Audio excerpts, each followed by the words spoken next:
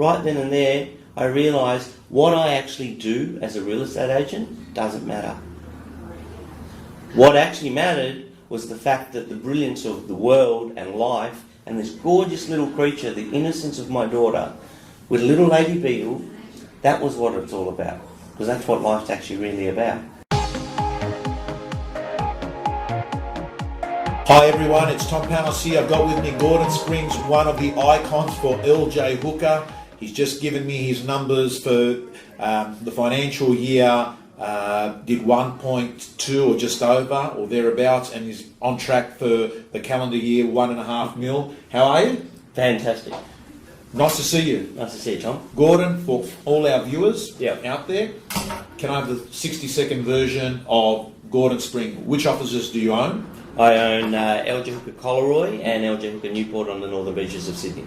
And you also sell a lot of real estate yourself? Yes, I do. I'd say 3 to 1 for all my staff that I have employed at the moment. Okay.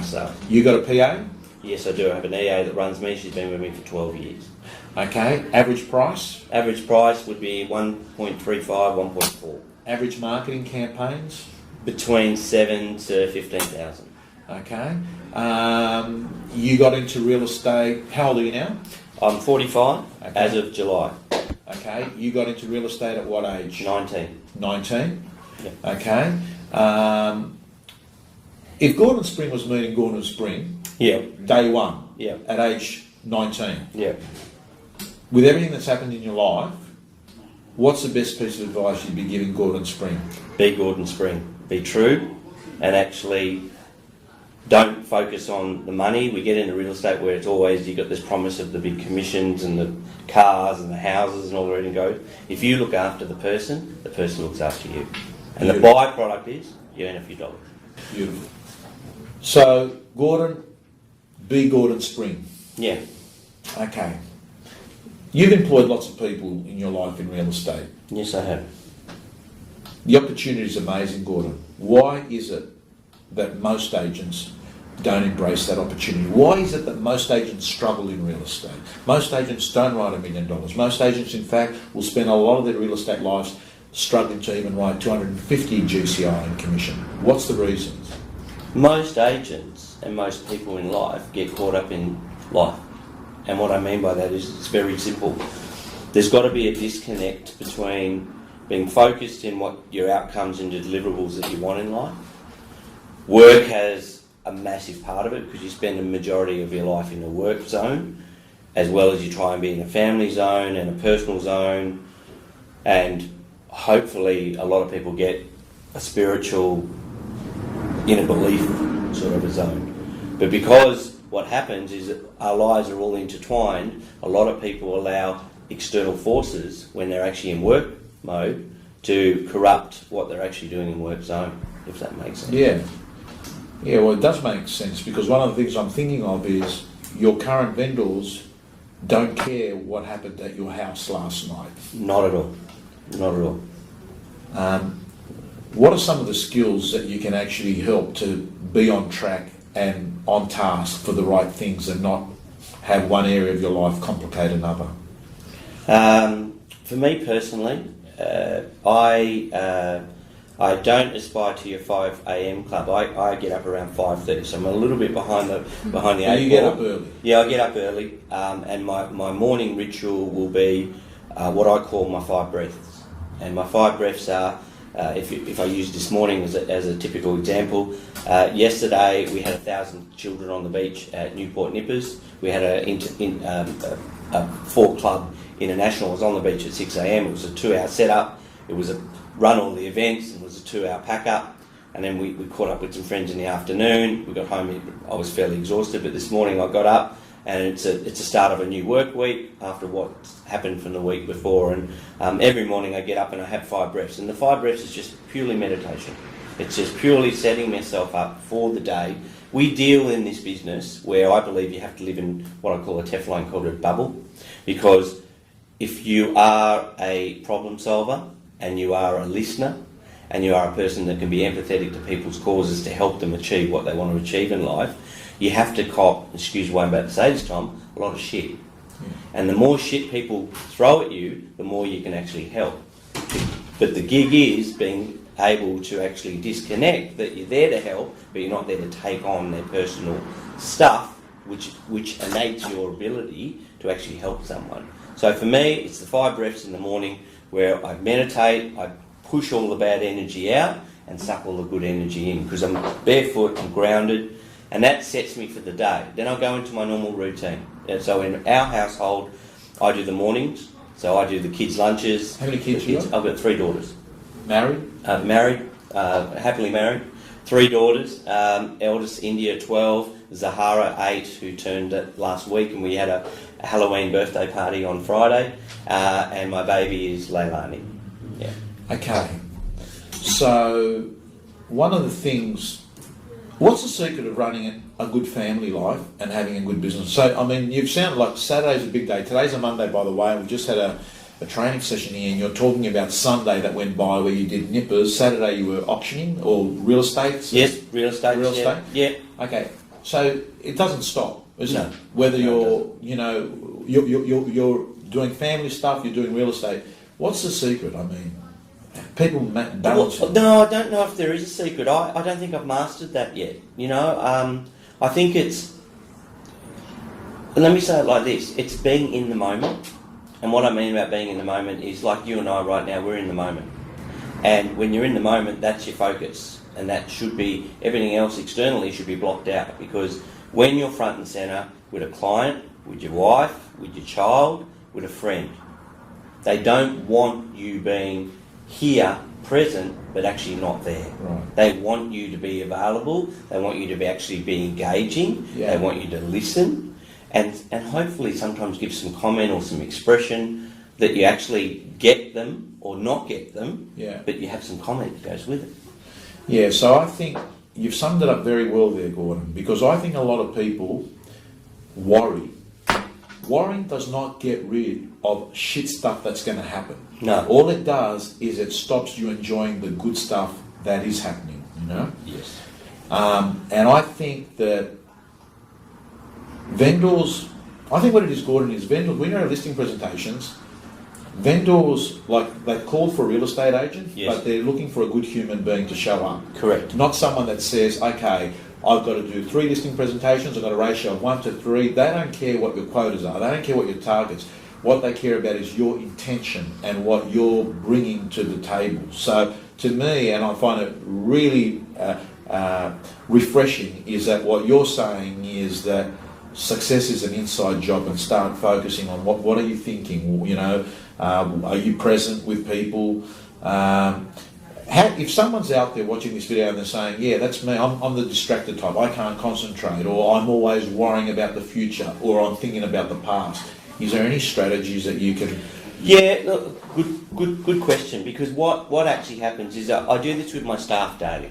I say to them, I'm a lucky young fellow that have 27 people that work with me. They don't work for me, they work with me. Because I'm a huge believer in we're no better or worse. We're all the same. And I say to the lovely ladies that work in my organisation, you know, when you're putting your face on and putting your lippy on in the morning, that's the only person that you're looking at in the mirror that you can't lie to. And with the fellas, if they're shaving or they're doing their hair, because all these days everyone puts product in their hair, Yeah. that is also the person you can't lie to. You can lie to everyone else on the planet, you can lie to your partner, you can lie to your kids, but you can't lie to yourself. Because the moment you lie to yourself and you're untrue to yourself, you create problems for yourself. And you were saying about the stress and the worry. 98% of everything we worry and stress about never really happens. But we get caught up in this world that sensationalise it. I mean, you work for News Limited.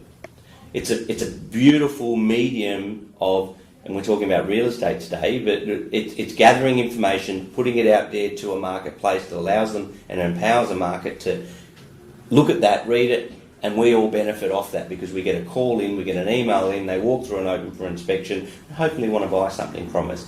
But news, as an overall, news is negative. Yeah. News sensationalises negativity in the world. Yeah. And we will all carry that around. You know, right now it's the ISIS problem, it's the Ebola, is the financial crisis going to come back, and tomorrow it'll be something else. But that's not the reality of what life is. Yeah. Whatever happened, if I reflect for a second, that with the birth of my first daughter, and she was 3 years of age, and I was standing on my back deck on a Friday, because I have Fridays off with my children. Right. So since the birth of my first child, I do my swimming lessons, to drop them at school, I do the ballet, and that's Friday. So Dad connects with his kids. Otherwise, why have a family? And I remember this day, I'm on the back deck, I'm pacing around, I'm on the phone, and I'm putting a transaction together. And we're in that final pokey bit of the transaction before the transaction actually happens. And we're going back and forth on the negotiation. And my daughter was pulling on my shirt.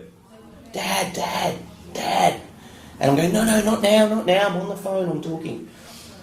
And I put the phone down and I was really chuffed with myself because I just put this transaction together for 1.2 or whatever the sale was, and I'm thinking, what? I said, Dad did really good. He just made $26,000 in a commission, and my daughter didn't really care. What my daughter was really caring about, she had her finger out, and on the edge of her finger was a lady beetle that had flown onto her finger, and she was pulling Dad to say, Dad, look at this. And right then and there, so she's now 12. So, what is it, 10 years ago or 11, whatever the case may be, right then and there, I realised what I actually do as a real estate agent doesn't matter. What actually mattered was the fact that the brilliance of the world and life and this gorgeous little creature, the innocence of my daughter, with a little lady beetle, that was what it's all about. Because that's what life's actually really about. Yeah. The fact that we don't stop, reflect enough, and actually take time out to actually look at what really matters. Money's fantastic, don't get me wrong, Tom, because it allows you to have choice, but it doesn't define the human being. Yeah, well said. Well said, Gordon. And I think money is not going to get rid of problems. Yeah. I mean, it'll help you arrive at your problems with style. Yeah. And maybe dignity, but it's not going to get rid of problems, right? No, it's not. Gordon, if there's a young person watching this video, Hello, young people. right, and there's lots all over Australia. Well, you and I were there once. Absolutely. And I mean, the great thing is, when you're watching Gordon Spring, I want you to understand, you're thinking of a guy that runs, 2 offices and he's writing, 1.5 million in GCI, but you have to understand that every winner was a beginner. Every 7-figure agent was once not a 7-figure agent. Totally. Right? What would you say to young guys and girls out there that they've turned around and they said real estate's going to be my thing? What's the advices that you give them, that the 3 things that they've got to master to become good and have a long sustainable future in real estate? The number one thing is they have to be them. Be true to you. So you can't be something you're not. In real estate, earlier on, you're always taught to be something that you weren't. Fake it till you make it. Yeah, and most people have a real problem with that because you're trying to be something that your character type is telling you not to be. Yeah. So be you. Have an unbelievable understanding of knowledge. So know what's happening up and down your streets or your suburb, or for me, I look at real estate as a holistic type of approach. I'm one of these lovely guys that can read a Manly Daily, read a Mossman Daily, read a North Shore Times, read a Wentworth Courier. And smart man, he's picked the right products. Well, we're doing the right. But it's also all those addresses go in my head. Yeah. So when I'm out there selling, because I'm a lucky young fella these days, I sell high-end real estate. But high-end buyers move around from high-end real estate. So if I actually understand the Sydney GP and what's going on, when someone walks in and they go, I live in Warunga, are you currently selling at the moment? They'll say yes. And I'll say, okay, which street are you in? And I go, Brayside. I go, is it 88 or 98? And they look at you and go, who are you, you freak? Yeah. But it's not that I'm trying to be a freak. It's actually understanding your market. Because when you're actually trying to help someone move into a property or help someone move out of a property, the client who's actually paying me, which is the vendor, not anyone else, expects the agent to be professional, to understand what they're actually doing, and give some worldly advice. It's never my place to ask someone to sell, because that's not my role. My role is to bring someone help them with a decision-making process, but ultimately it's their decision. Okay, absolute gold. He's covered two of those points. The first point he started at the beginning was let go of who you think you should be yourself. The original is always worth more than the copy. Yes. Right? So you might as well be that original. The second thing you said is be a thought leader, be an expert, be a trusted advisor, be the knowledge worker, be the person that is the go-to person in the marketplace. Be the specialist, right? Have hyper knowledge on the marketplace. Yes. What's the third The thing? third thing is a very simple word, and it starts with D, and it's called discipline. Right. Because if you're not diligent, if you're not disciplined, and you don't have the internal belief, and you do the same actions day in and day out, so as you were saying to my lovely staff today, and the whole reasoning of all this coming about is I can stand up and do what Tom did today, but I'm the person that they hear it every day and they don't take it in. You get up there and you say it and they go, boss, how wonderful is this? One of your last resonating slides was one of the most powerful, and it's habitual. Yeah. Because unless you get into a habit, you don't follow the habit. It's really easy to say, I'm going to start the diet, but after I have that chocolate cake today, I'll start it tomorrow. But then tomorrow's next month, and next month's next year, and that's it. I mean, what are the two largest growth industries? I think weight loss would be one. Yeah. And I think alcoholism would be the second. Yeah. As up there. Yeah. And we all say, oh no, we won't have that drink, but or we've all woken up with a hangover, go, I'm not doing that again, but 2 days later you're back on the horse. You're either having a glass of wine with the girls or you're having a beer with your mates, and we're funny creatures as human beings. But our resolve is what we tell our resolve it actually is. Our story is a story we tell ourselves. Yes. Listen, Gordon, this has been absolute gold. I mean, I could talk to you for hours and hours, because your content's great, but I also know that the attention span of people sitting on video is not long. Yeah. But you've been outstanding. You've covered points, habit creation, rituals, and being a human, being you. I just want to say one final thing to our viewers out there. Biggest mistake Gordon Spring's done, his biggest learning in business. What's a good learning? Promising something to someone and not actually deliver, and embellishing the truth when you actually should just stay with the truth. Right. And that's the simplicity. And that might be overselling an ad, overselling a promise, overselling a price, saying that you got 6 buyers when you got 1, and they're all those young rookie mistakes that you make. For all the young people out there, tell it how it actually is. Because if you can't tell it how it actually is, you've got to be able to sleep what I say, lay straight in bed at night. Don't be in the fetal position thinking about who's around the corner. Well, I've got to tell you. Because that all you have in this business, we were talking about brand this morning, Yeah. Our brand is, I'm Gordon Spring Inc. I do have a banner across my head, which is El Jaguka. But at the end of the day, the brand is the brand, and I'm the brand. And that's the thing I can't screw up. Absolute gold. Gordon Spring, brand is what people say about you when you're not there. And the bottom line is you are the CEO of your brand. You're the CEO of your brand. Congratulations, Gordon. You've been a great real estate career. Thank you, Tom. That's gold, because I actually think there's a point in someone's life where they turn around and say, I'm not prepared to tolerate ordinary anymore. I'm not prepared to pay the price of working the 6 days, getting treated the way I get treated at open houses. It's a tough job not to do really well at, that's my view. Yeah, and you had the courage to go off when you're only writing